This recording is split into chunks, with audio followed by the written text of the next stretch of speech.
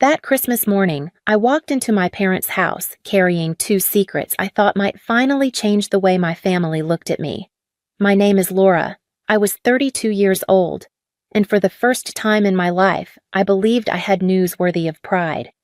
In October, Mark, the man who had loved me with a steadiness I had never known at home, had slipped a ring on my finger during a hike in the mountains. Around the same time, my company promoted me to Senior Marketing Coordinator, a role I had worked toward for years with late nights and endless patience. I wanted to tell the story in the living room where our family tree still glowed with white lights and the angel topper that had crowned it since I was a child. I wanted to say it aloud at a table set with the china that had marked every holiday of my memory. And I wanted to see my mother's face soften for once. My father, John, greeted me at the door, his bear hug as warm as ever. He asked about my new position, and for a fleeting moment, I felt seen. Then my mother, Barbara, appeared, dressed in the red sweater I had given her the year before. Her eyes scanned me up and down, and she asked why on earth I would wear a green dress that made me look washed out. She commented on my hair as though I had just rolled out of bed. I tried to smile, to brush it away, but her words landed heavy. In the living room, my sister Jennifer sat poised in a navy suit, glowing under my mother's praise, while my brother Stephen checked messages from the hospital in his expensive sweater and watch. Jennifer smirked that I was late. I explained I had only stopped for gas, but nobody cared to listen. I placed my gifts beneath the tree, my purse holding the velvet ring box, and tried to quiet the drum of my own heartbeat. I had thought this year might be different. I had thought maybe, finally, the words I carried would matter. From the time I was old enough to understand the balance of attention in our house, I knew I was not the favored child. My older brother Stephen was the golden boy, and my younger sister Jennifer was the darling. That left me in the middle, a position that felt less like a place and more like a shadow when Stephen came home with a report card full of B's. Barbara celebrated as if he had solved world hunger when Jennifer threw a tantrum and smashed a glass. Barbara called her spirited and imaginative. When I raised my voice once, only once, I was told I needed an attitude adjustment. It was not just that their mistakes were forgiven while mine were magnified. It was the message that I would have to work twice as hard for half the recognition. In high school, I started working part-time at the grocery store and tutoring younger kids. We did not need the money. I did it because I believed that if I could contribute something tangible, maybe I would prove my worth. I bought Barbara flowers for Mother's Day and jewelry for her birthday, carefully wrapped with ribbons I tied myself. I searched through catalogs to find gifts for Christmas, ones I thought would make her smile.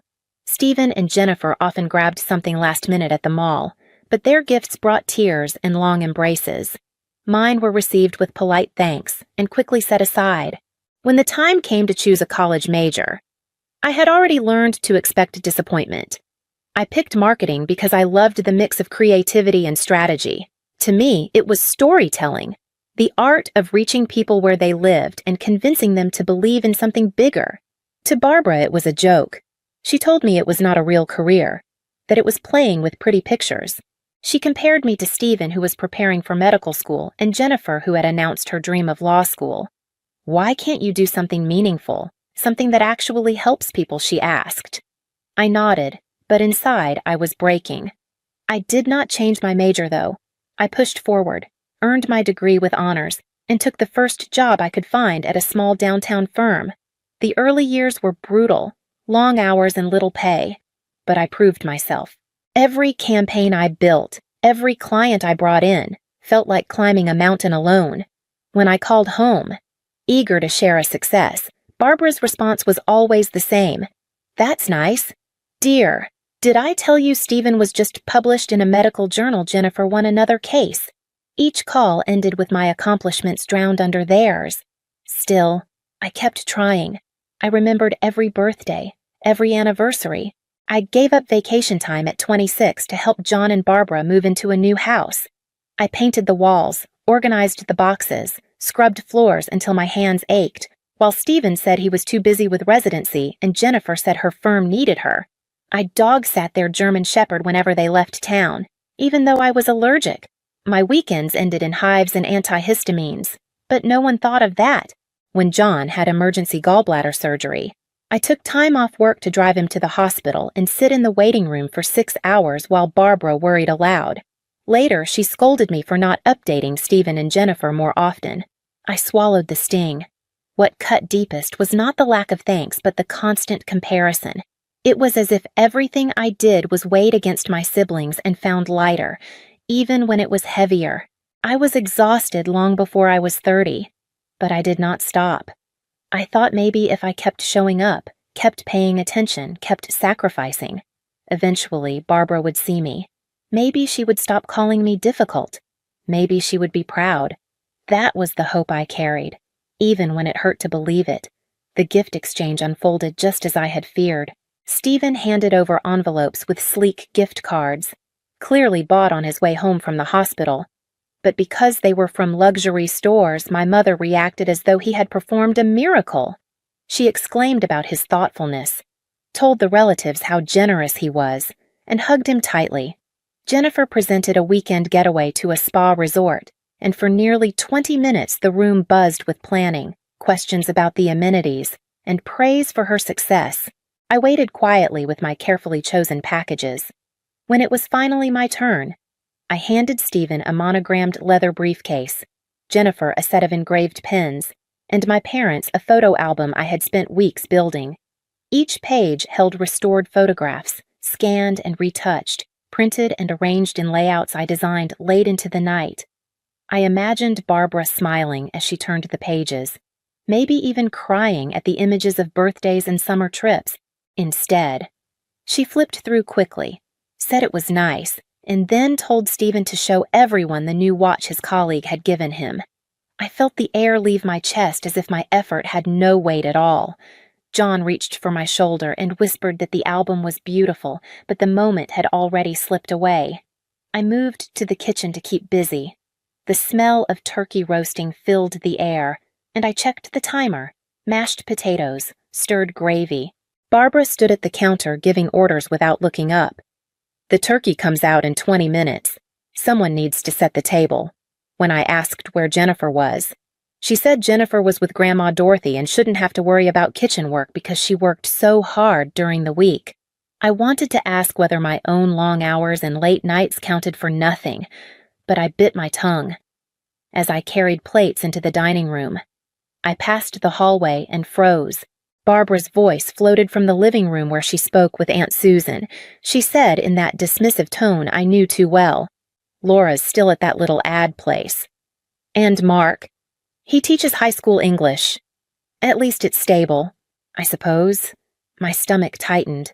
It was one thing to belittle me directly, but to diminish Mark as well, the man who had loved me without condition, was a cruelty I had not expected.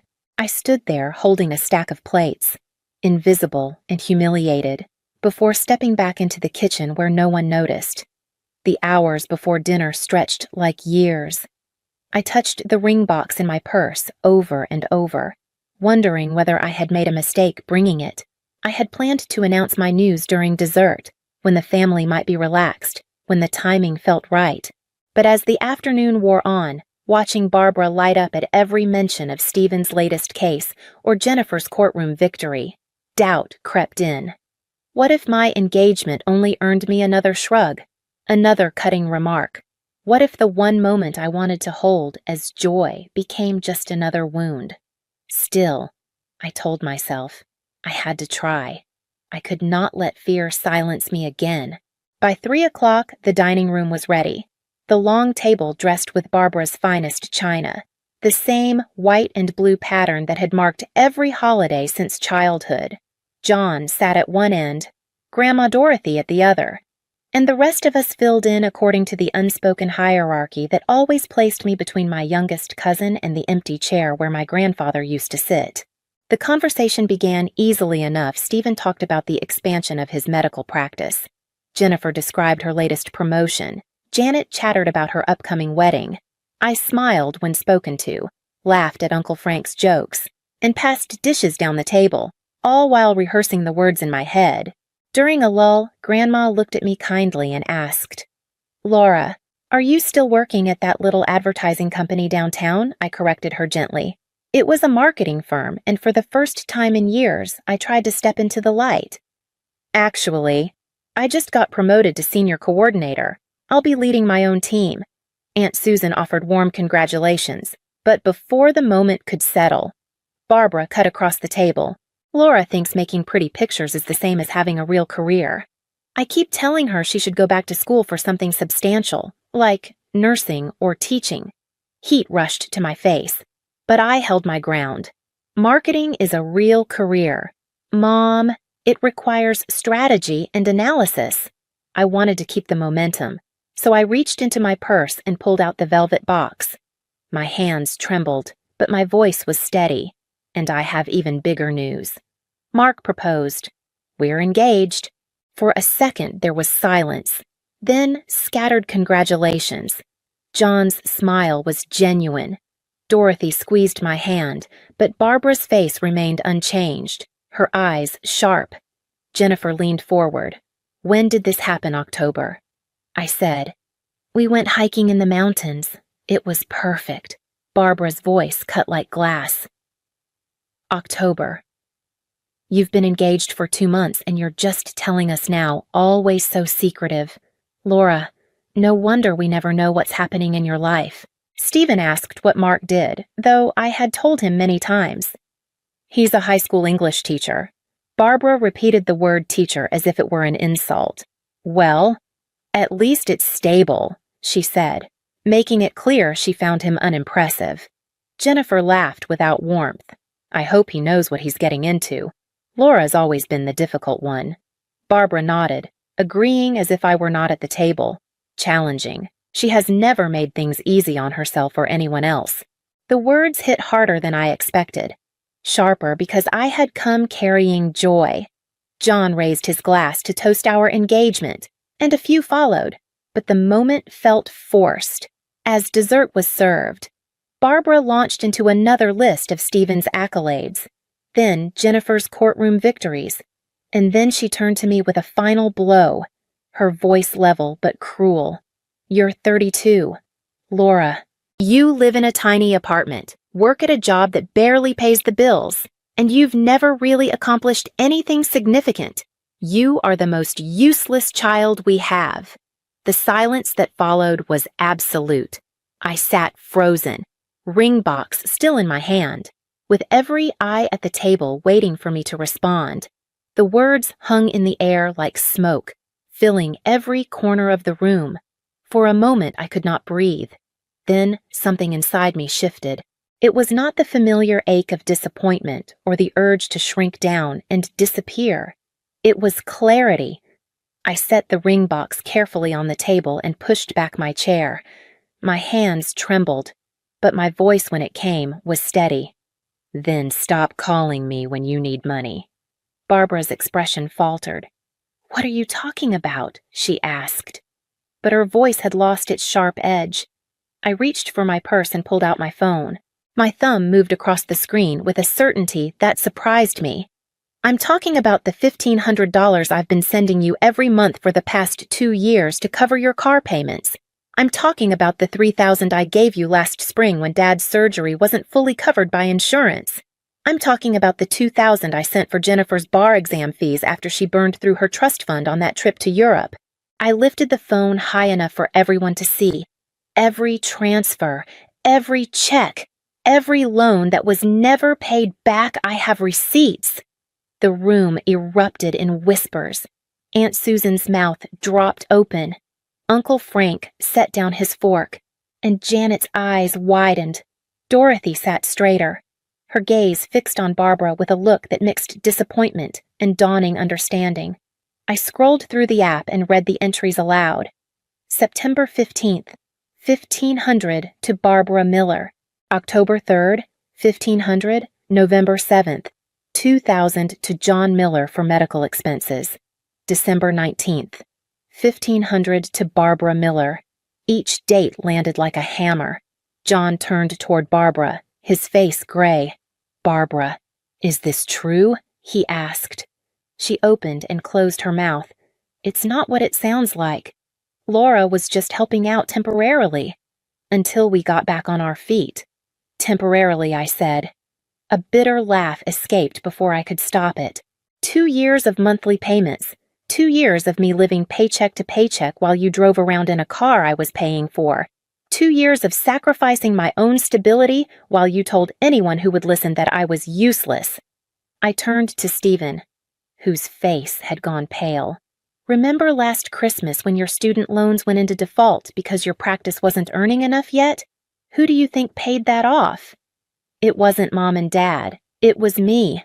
$4,000 I had been saving for a down payment on a house. Stephen's voice was hoarse. I didn't know. Of course you didn't know, I said. Because Mom made me promise not to tell.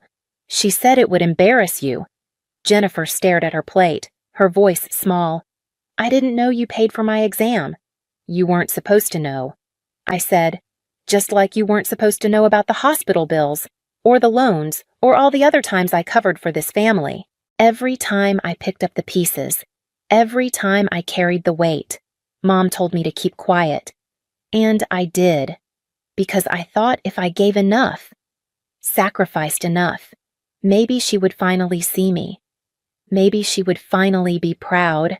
I turned back to Barbara. You want to know what kind of man proposes to someone like me, the kind who sees that I've been keeping this family afloat while you dismissed my job as meaningless, the kind who recognizes that I've been sacrificing my own dreams so that all of you could keep yours. That's what he sees. Barbara shook her head, trying to recover. Families help each other. That's what we do. No, I said, my voice stronger now. Families support each other with respect. What you do is take my money while calling me useless. What you do is use me as a safety net and then shame me for existing. But tonight, it ends. I slipped the phone back into my purse and looked straight at her. The bank of Laura is permanently closed. The silence that followed was absolute. The ticking of the grandfather clock in the hallway grew louder than any voice. Barbara's mouth opened, but no words came. Dorothy folded her hands on the table and gave a slow, deliberate nod. John's eyes did not leave my mother's face. Stephen leaned back in his chair as though seeing me for the first time. And I, standing there with my heart pounding, felt lighter than I had in years. The room broke open the moment I sat back down. Aunt Susan demanded to know how long this had been happening, her voice sharp with disbelief.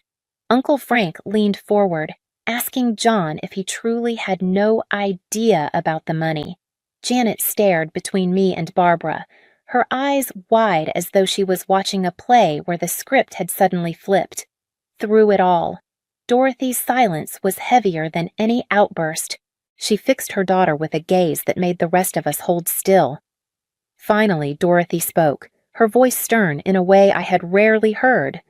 Barbara, I am deeply disappointed. Your daughter has been sacrificing her own security while you mocked her. That isn't just ungrateful, it's cruel. The words cut clean, and for once, Barbara had no quick reply. She tried, stammering about family obligations. But Dorothy lifted a hand and ended the excuse before it began. John turned to his wife, and I saw something new on his face, anger mixed with confusion. Is it true, 2 years of car payments, surgery bills, loans, all hidden from me? Barbara fumbled, saying it was temporary, that she didn't want to worry him, but he shook his head. You had no problem embarrassing Laura in front of everyone. Now you don't want to discuss the truth that ends tonight. His words carried a finality I had never heard from him. Stephen finally found his voice. He spoke quietly, almost ashamed. Laura, if I had known you were the one who paid off my loans, I would have handled things differently. I should have asked if you needed help. I should have noticed. His admission felt raw, but it also showed how far away he had been all those years. Jennifer sat frozen, her fork untouched. She whispered, I don't understand why you didn't just say no. I turned to her. Because I wanted to help. I thought maybe if I gave enough, I would finally matter. But I see now it was never enough. The table went quiet again. All eyes on Barbara. For the first time in my memory. She looked unsettled, her superiority cracking at the edges. The balance of power had shifted, and everyone felt it. The phone began ringing before I even made it home that Christmas night. And it did not stop for days. Normally, I would have answered every call, rushing to soothe feelings, to manage the family's moods, to patch over the cracks. This time I let them go to voicemail.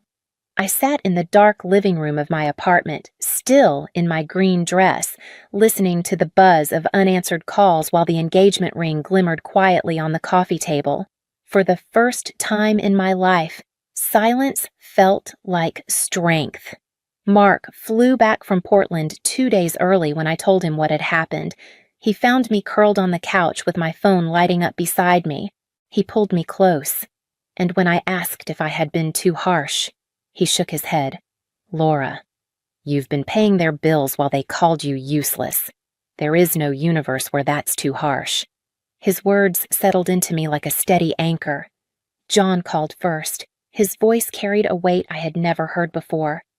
"Laura, I had no idea your mother was asking you for money. I should have stood up for you all these years. I'm sorry." It was the first genuine apology I had ever received from him. And though it didn't erase the past, it meant something. Stephen called the next day. "Laura, I feel awful about the loan. I want to pay you back." I told him it wasn't about the money. It's about the fact that you never asked if I needed anything. You assumed I was fine. He was quiet for a long moment before admitting, "I guess I always thought you were the strong one." Jennifer waited 3 days before reaching out. She started defensive, saying families help each other and no one forced me. I reminded her of her words at the table that I was the difficult one. For once, she had no quick response. After a pause, she admitted she had never thought about what it felt like from my side. Barbara was the most persistent. Dozens of calls, escalating from angry to pleading. She accused me of being selfish, of tearing the family apart. Then she shifted, suggesting maybe we could work something out. By the end of the week, her voice finally cracked, and she said she might have been too harsh.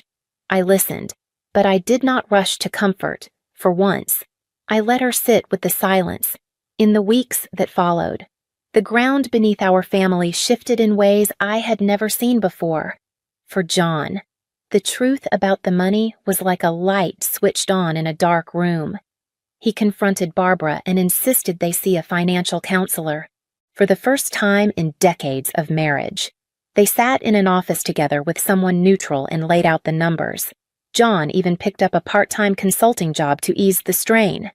Barbara, stripped of her excuses, admitted they had been living beyond their means. Watching them face reality without leaning on me was strangely liberating. Meanwhile, my own life began to expand in small but powerful ways. Without the monthly transfers draining my account, I saw my bank balance grow. For the first time since college, I had savings. Mark and I opened a joint account and started planning for our future instead of patching over my family's crises. At work, the difference was even sharper. With no late-night calls about bills or emergencies, I had the mental space to focus. My supervisor noticed my confidence in meetings and hinted at another promotion. But the change wasn't only financial, the emotional weight lifted too. I learned to answer the phone on my own terms, not out of obligation. When Barbara called now, I listened but didn't let her words sink hooks into me. I told her clearly no more loans, no more quiet humiliations. Boundaries that had once felt impossible now felt like the only way forward. For the first time, my role in the family was not caretaker or scapegoat, it was simply myself. 6 months later, Mark and I married in a small inn outside the city. The guest list was short, chosen with care. John walked me down the aisle, his hand trembling, his eyes damp. Grandma Dorothy beamed in the front row. Aunt Susan and Janet smiled with quiet pride. Stephen and Jennifer came, subdued, as if still measuring the new ground between us. Barbara was there too, dressed flawlessly, her face controlled, her voice softer than I remembered. The ceremony was simple. When I looked out, I didn't see obligation, only choice. These were the people who had shown respect. At the reception, John rose to speak, his voice caught. Laura has always been the heart of this family, though we didn't always see it. Mark, you're marrying someone strong, someone loyal. I only hope you'll honor her in the ways we sometimes failed. The honesty in his words struck deeper than any praise. Barbara spoke later, her remarks clipped and careful. Laura, I was wrong. I hope you and Mark build a good life together. It wasn't warmth, but it was more than I had ever been given. And as Mark and I danced, I understood something new. I didn't need her blessing to feel whole. The joy was mine, built by my own choices. Life with Mark carried a lightness I had never known. We bought a modest house, filled it with things we chose together, not hand-me-downs. At work, I flourished, no longer drained by late-night calls or hidden bills. The girl once called useless now led her own team with confidence. My family ties shifted, uneven but real. John reached out more often, speaking of books or woodworking. Our conversations warm in a way they had never been. Stephen began to check on me, even asked for my advice once. A small but startling change. Jennifer stayed polite but distant, and I accepted that not every relationship could be mended. Barbara was the hardest. Old habits slipped through criticisms, comparisons, but I no longer stayed silent. When I pushed back, she sometimes apologized, awkward and halting, but it was more than before. I stopped waiting for her to become a different mother. What mattered was that I had changed. Nearly a year later, she called, her voice quieter than I remembered. Laura, I ran into Mrs. Henderson. I told her about your promotion, your house, and I realized I don't think I've ever told you this directly. I'm proud of you. They were words I had once craved, but by then, I no longer needed them. Thank you. Mom, I said. After we hung up, I smiled. Good. Really good. But the truth was, I would have been fine either way. That was the victory I had waited a lifetime to claim.